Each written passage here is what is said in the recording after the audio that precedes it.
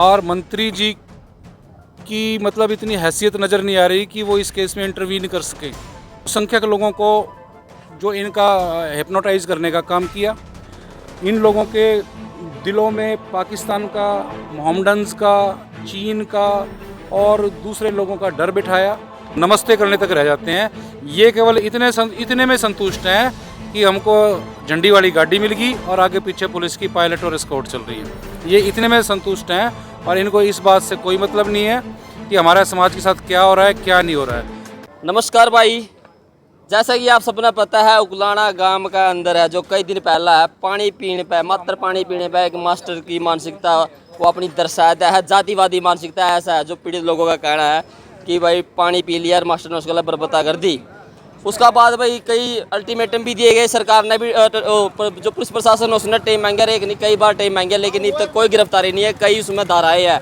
लेकिन आज से 2-3 दिन पहला जो परिवार वाले हैं अनूप धानक जो राज्य मंत्री है, मैं अनूप धानक का परिचय बता दूं, जो जजपा की जो बैसाखियों पे जो बीजेपी की सरकार चल रही है, बीजेपी की जो सरकार हरियाणा के अंदर चल रही है, उसमें जो जेजेपी का एक राज्य मंत्री है अनूप धानक, तो उसके घर वाले जो लड़के के घर वाले हैं रोहित है जो जिसके साथ ऐसी बर्बरता करी गई, वो उड़ा के खड़े हुए हैं जहाँ इस टाइम है जो भीम आर्मी और रजत कंसल जी और जो तमाम संगठन के लोग इस टाइम उड़ा खड़े हैं। और परली शहर जो पुलिस प्रशासन खड़े हर बीच में बैरिकेडेड है, तो नुए है जो उसके घर वाले उड़ा हुआ है। तो मैं कहूँ है भाई अनूप धानक से हमें मिलना है, अनूप धानक जो उनकी बुलावा है फिर बैर भेजता है, उनकी अनदेखा करने के बाद तो भीतर से उनका आदमी आता है अनूप धानक जिएगा और वह आकर के गवाह था मुड़ते चले जाओ ना मामना तारे वोट चाहिए। मतलब अनूप धानक ने इशारा कर दिया अगर तो मरना भाई उकलाना लोगों के किसी भी धानक समाज के किसी भी समाज के वोट नहीं चाहिए है। तो भाई कहीं ना कहीं मतलब जज्बा तो कोवा थे भाई लोग मसा जो सीट एक आदि आ गई, लेकिन वह सीट भी जानती दिखे क्योंकि इनके विधायक है जो शायद जज्बा से जो बागी हो चुके हैं। और इस टाइम रजत कंसल जी उरे बैठे हैं, पुलिस प्रशासन भी उरा है और जो तमाम लोग उरा हैं भाई इंसाफ की भाई एक मांग ले गोरा बैठे हैं, लेकिन इंसाफ तो जो का त्यों है अंजमन में जो पड़ा है। बात कराएंगे रजत कंसल जी से जो हाल फिलहाल में एक हिंदू राष्ट्र का भी चल रहा है भाई, उस पर भी बात कराएंगे यहाँ पे। नमस्कार जी। नमस्कार जी।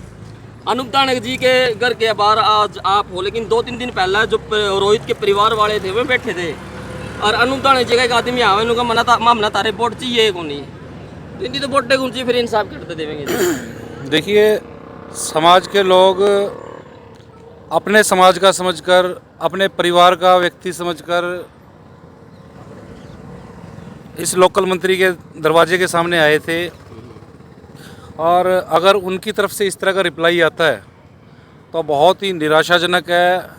और स्पष्ट है कि जो जनप्रतिनिधि हम लोग रिजर्व सीटों पर चुन के भेजते हैं वो जनप्रतिनिधि समाज के जनप्रतिनिधि ना होते हुए भी, हल्के के प्रतिनिधि ना होके वो एक पार्टी के प्रतिनिधि होके रह जाते हैं, उस पार्टी को सुप्रीमो को नमस्ते करने तक रह जाते हैं। ये केवल इतने में संतुष्ट हैं कि हमको झंडी वाली गाड़ी मिल गई और आगे पीछे पुलिस की पायलट और एस्कॉर्ट चल रही है। ये इतने में संतुष्ट हैं और इनको इस बात से कोई मतलब नहीं है कि हमारे समाज के साथ क्या हो रहा है, क्या नहीं हो रहा है। जबकि आप दूसरे समाज के लोगों के मिनिस्टर्स के साथ देखेंगे, उनका वो देखेंगे, उन्होंने पिछले जब से हरियाणा का गठन हुआ है उन्हीं लोगों का राज रहा है, उन्हीं के मुख्यमंत्री रहे हैं और उन्होंने हरियाणा के हर डिपार्टमेंट में अपने लोग भर्ती कर दिए हैं, चाहे वो सही तरीके से भर्ती किए हों, चाहे बैकडोर से भर्ती किए हों, चाहे गलत तरीके से भर्ती किए हों। और ये लोग हैं, ये केवल अपने अपने परिवार का पेट भरना जानते हैं, इनको समाज से कोई लेना देना नहीं है। जी ये आप मान लें कि जो रोहित वाला केस है यो सरकार को सत्ता से गिराने का काम कर देगा। अनूप धानक के बरे इसलिए डर गए, इसलिए वो वोटे की अपील करना बंद कर गए हो। ऐसा लागा कि रोहित का जो केस है ये सरकार की जड़ें हिला देगा। देखिए, इस केस में जो आरोपी है, मैंने पहले भी कहा था, बहुत हाई प्रोफाइल राजनीतिक रसूख उसके नज़र आ रहे हैं और मंत्री जी की मतलब इतनी हैसियत नज़र नहीं आ रही कि वो इस केस में इंटरवीन कर सकें, पुलिस को डायरेक्शन कर सकें कि भाई ईमानदारी से जांच कर लो, गिरफ्तारी कर लो। ठीक है, तो मंत्री जी इसमें हेल्पलेस हैं, ये कुछ करने की हालत में नहीं है, इसलिए इस तरह के अनाप शनाप जो बयान उनके जो एजेंट्स हैं उनकी तरफ से आ रहे हैं कि हमको तुमको वोट ना चाहिए, ये ना चाहिए, वो ना चाहिए।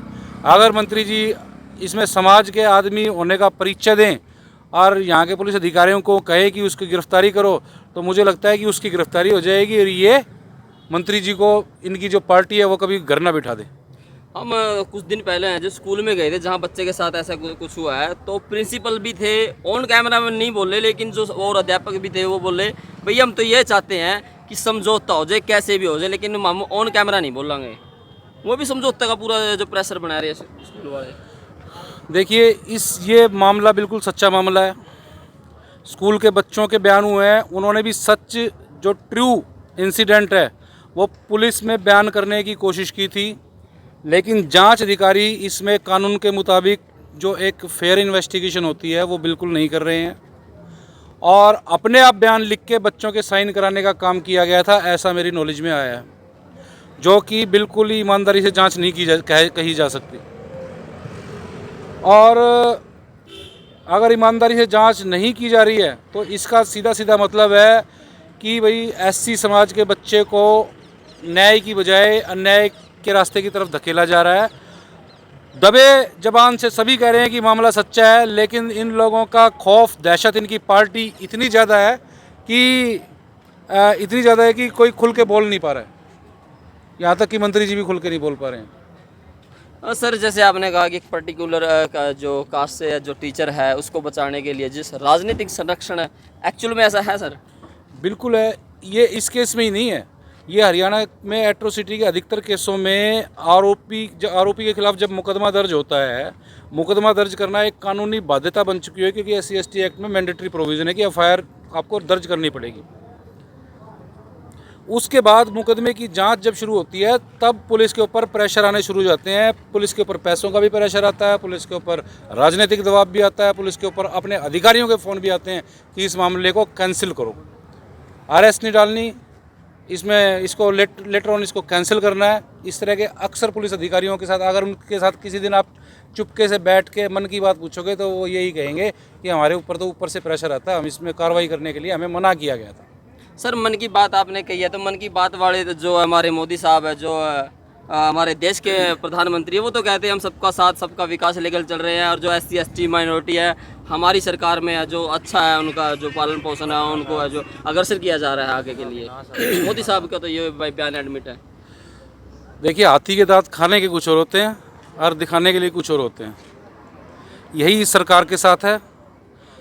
मन की बात के माध्यम से और अलग अलग इनके जो मंत्री हैं, इनके पार्टी के पदाधिकारी हैं, वो मतलब लोगों के सामने, मीडिया के सामने इस तरह की बातें करेंगे कि इनसे अच्छा इंसान दुनिया में कोई और है नहीं।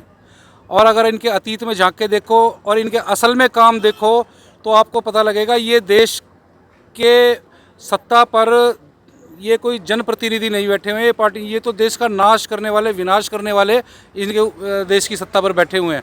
और ये सच्चाई है, देश है ना इस पार्टी के राज में गर्त की तरफ जा रहा है। सर, तो जो SC/ST OBC माइनॉरिटी है, इसका जो उद्धार करने के लिए कैसे क्या कदम उठाने चाहिए सर? क्या होगा सर? कौन सी पार्टी इनके लिए जो प्रोटेक्ट सही है? देखिए, मैं इस सोशल मीडिया के माध्यम से हमारे समाज के लोग लगातार जागरूक हो रहे हैं। आप जैसे साथी अलग अलग घटनाओं में हुए संघर्ष की बात को, उनकी गाथा को पूरी दुनिया तक पहुंचाने का काम करते हो। व्हाट्सएप है, फेसबुक है, ट्विटर है और सोशल मीडिया की जितनी एप्लीकेशंस हैं उसके माध्यम से लगातार हमारा समाज जागरूक हो रहा है और अभी प्रोसेस में है। एक दिन जागरूक भी होगा, यूनाइट भी होगा, इकट्ठा भी होगा और सत्ता में भी आएगा। खुद की पार्टी का आप ऐलान कर रहे हो कि जब जागरूक होगा अच्छे से तो खुद की पार्टी भी बनाई जा सकती है। बिल्कुल, खुद की पार्टी क्यों नहीं बनाई जा सकती? जब आप देखिए कि ये प्रोसीजरल एक चीज़ है, इसमें टाइम लगता है, लेकिन एक टाइम के बाद आपको रिजल्ट मिलने शुरू हो जाते हैं। देखिए, अरविंद केजरीवाल का आप उदाहरण देख सकते हैं। बीजेपी ने 1925 में संकल्प लिया था कि हम हिंदू धर्म के नाम पे संगठन बनाएंगे। फिर उन्होंने 1980 में भारतीय जनता पार्टी बनाई और आप देखें 1980 से लेकर 2014 में उन्होंने पहली बार मेजॉरिटी के साथ सत्ता उनको मिली। अगर हम अभी से प्रयास करने शुरू करते तो आने वाले टाइम में जो SC/ST OBC माइनॉरिटी, ये सारे लोग हैं, ये सारे के सारे एक ही परिवार के लोग हैं। जिस दिन इन लोगों को ये समझ में आ गया कि हम एक ही परिवार के हैं तो ये समझिए कि परमानेंटली सत्ता में आने वाले हैं जिस दिन इन लोगों को अकल आ गई, जिस दिन इन लोगों को समझ आ गई। सर जैसे आपने बीजेपी का इतिहास बताया, आरएसएस के बारे में आपने कहा, वो तो 2024 में जो हिंदू राष्ट्र भी घोषित करने जा रहे हैं भारत को। जब कोई पार्टी या समूह लगातार मेजोरिटी के साथ सत्ता में आता जाता है तो वो ये सोचता है कि यही स्थिति हमारी आगे तक भी बनी रहे। और भारतीय जनता पार्टी जो है, इनका इतिहास रहा है, अगर आप उठा के देखें, लाल कृष्ण आडवाणी ने सबसे पहले रथ यात्रा निकाल के हिंदू मुस्लिम वोट को पोलराइज करने की कोशिश की थी, दंगे हुए थे। उसी के शिक्षा पे चलते हुए नरेंद्र मोदी जी ने गुजरात में जो दंगे हुए थे वहाँ पे भी वोट पोलराइज हुआ। और हिंदू जो है एक बहुसंख्यक ग्रुप है और मुसलमान जो है वो एक अल्पसंख्यक है, माइनॉरिटी में। तो इन्होंने बहुसंख्यक लोगों को जो इनका हिप्नोटाइज करने का काम किया, इन लोगों के दिलों में पाकिस्तान का, मोहम्मडन्स का, चीन का और दूसरे लोगों का डर बिठाया और उसके हिसाब से इन्होंने 10 साल ये सत्ता में रहे हैं। लेकिन जितना इन्होंने किया है उसके हिसाब से अब लोगों को इनकी कार्यप्रणाली समझ में आने लगी है, इनकी रणनीति समझ में आने लगी है। इन्होंने हिंदू मुसलमानों को लड़ाने का काम नहीं किया, इन्होंने बल्कि अलग अलग प्रदेशों में 2 प्रमुख कौमों को भी लड़ाने का काम किया। हरियाणा में देख सकते हैं, गुजरात में देख सकते हैं, इस तरह के आप इन्होंने फार्मूले बनाए हैं। तो लोगों को धीरे धीरे समझ में आ रही है और किस तरह से हिंदू वोटों को हम एकजुट कर सकें, इसलिए इन्होंने हिंदू राष्ट्र की बात करते हैं, संविधान को जलाने की बात करते हैं, संविधान को बदलने की बात करते हैं। इतना आसान नहीं है संविधान बदलना, उसमें अमेंडमेंट करना या एक पर्टिकुलर धर्म का राष्ट्र बना देना। ये कोई इतना खाला जी का घर नहीं है और ना कोई पार्टी कर सकती है। सर विवेक देवरोय तो उन्होंने जो कहा है कि ये जो 1937 जो ब्रिटिश के उससे प्रेम्बल से ले गया प्रेम्बल है हमारा, इसको तो चेंज करना चाहिए और ज़रूरत है। साहब ये तो चाहते हैं कि यहाँ पे मनुस्मृति लागू हो जाए। कॉन्स्टिट्यूशन जो है, बाबा साहब ने सारे देशों के संविधानों की पढ़ाई लिखाई की थी, उनको देखा था और जो अच्छी चीज़ें थी सबको कलेक्ट करके भारत के संविधान का निर्माण किया था। और इसमें ये अंग्रेज़ों की बात क्यों करते हैं? बहुत सारे देशों की चीज़ें हैं। इनका संविधान से कोई लेना देना नहीं है, ना ये संविधान, ना ये इनका मकसद है केवल परमानेंट ये सत्ता में बनाए रहें, उसके लिए चाहे इनको कोई भी हथकंडा अपनाना पड़े। और संविधान में जो संविधान बदलने की या संविधान में संशोधन करने का जो प्रोसेस है वो बहुत जटिल प्रोसेस है। उसको ये जब तक वो नहीं कर सकते जब तक कि सभी राज्यों में इनकी सरकारें नहीं आ जाएंगी मेजोरिटी में, तब तक ये उसका हाथ भी नहीं लगा सकते।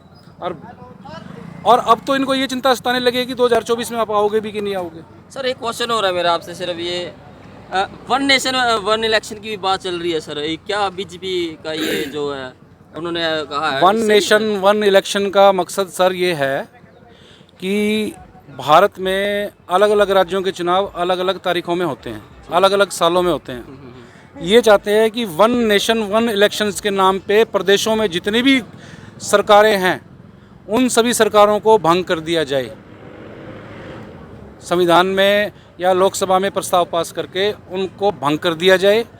भंग करने के बाद फिर इलेक्शन कराया जाए।